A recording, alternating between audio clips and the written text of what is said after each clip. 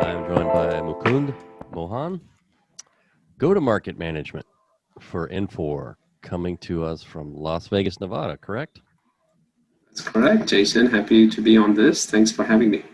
You bet. It looks like you had a recent title change, go-to-market management. What happened there? What are they doing to Yeah, you? no, it's all good though because go-to-market management is this role that helps enable sales success. So we kind of help add fuel to our sales team in terms of the tool sets they can go to certain markets and be successful. So it's an exciting role. Yeah. Being in the industry for 30 years, so hopefully I can add enough value for us to do the right thing, not just for North America, but it's international as well.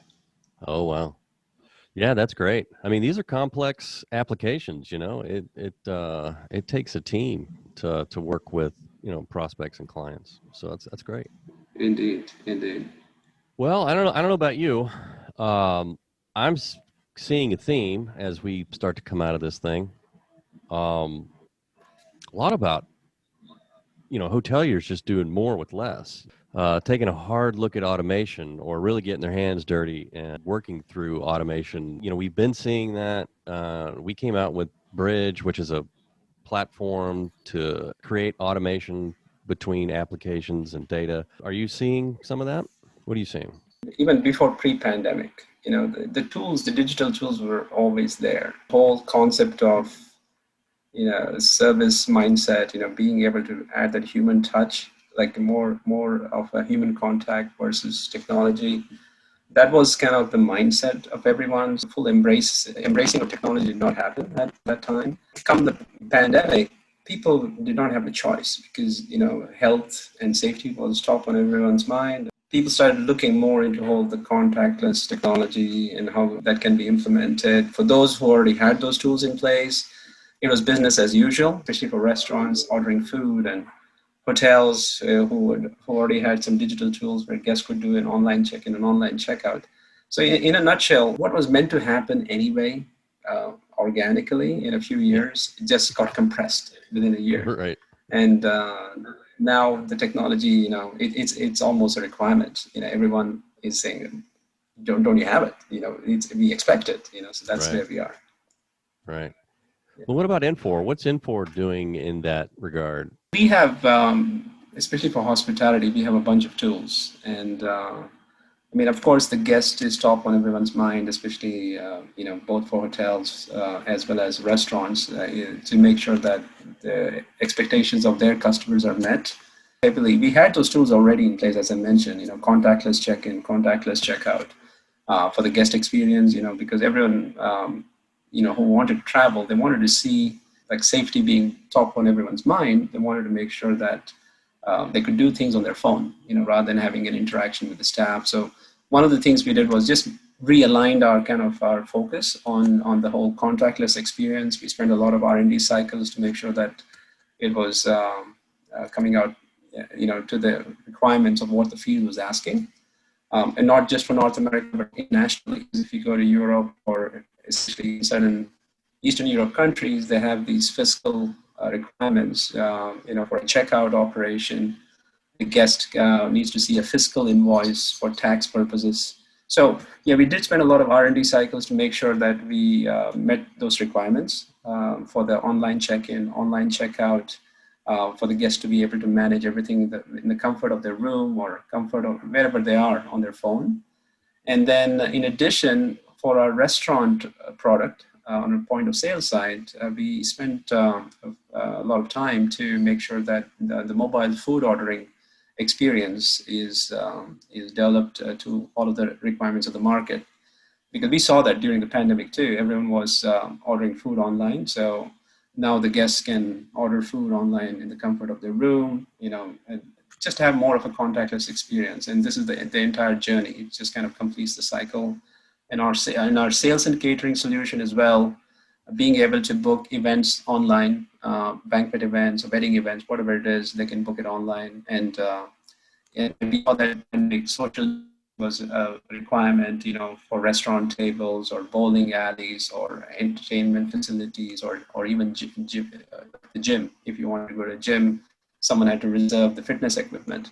So we have a tool that allows for these types of reservations to happen, table reservations or asset reservations, like booking cabana rentals. So we spent a significant amount of time kind of focusing R&D efforts to make sure that we could deliver on this journey, an online guest experience.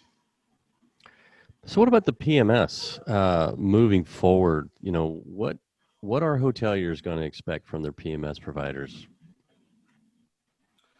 Well, let's take a look at it from this 10,000-foot level, right?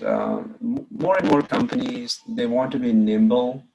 When I say companies, hospitality companies, they want to be nimble and they want to grow quickly, and they don't want to be tied down with solutions or technology that doesn't help them to execute on their business operations, because they have different goals. They want to be quick. They want to be nimble. So the cloud platform, of course, allows for that.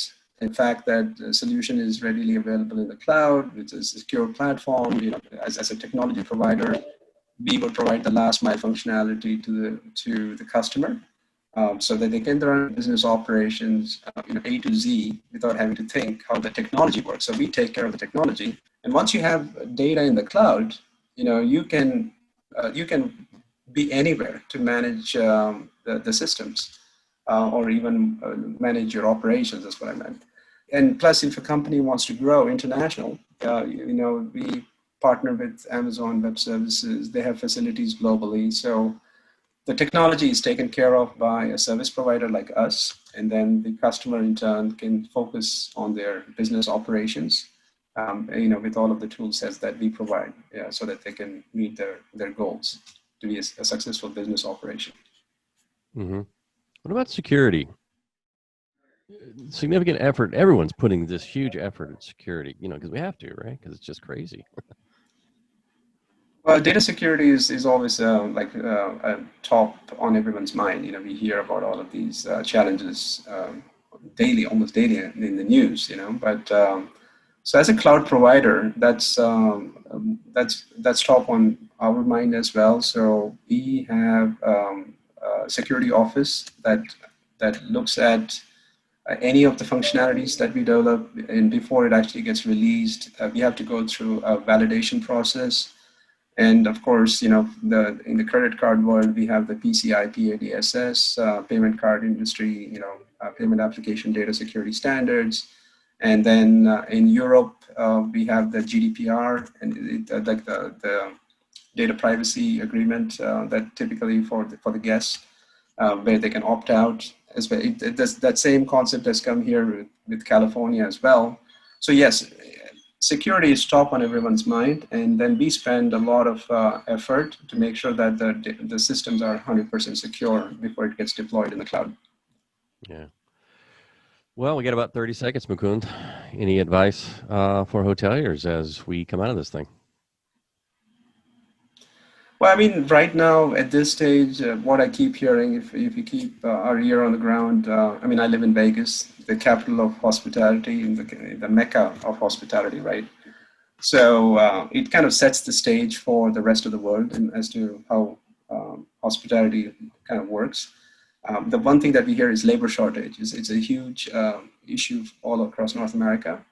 So technology will help enable them to run their operations. Where they were looking for a human to do a certain task, now technology will allow them to do that, easily and efficiently.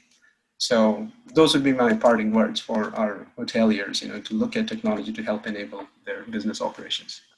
All right. Sounds good. Well, thank you for joining me, sir. Thank you, Jason. Thanks for having me. You bet.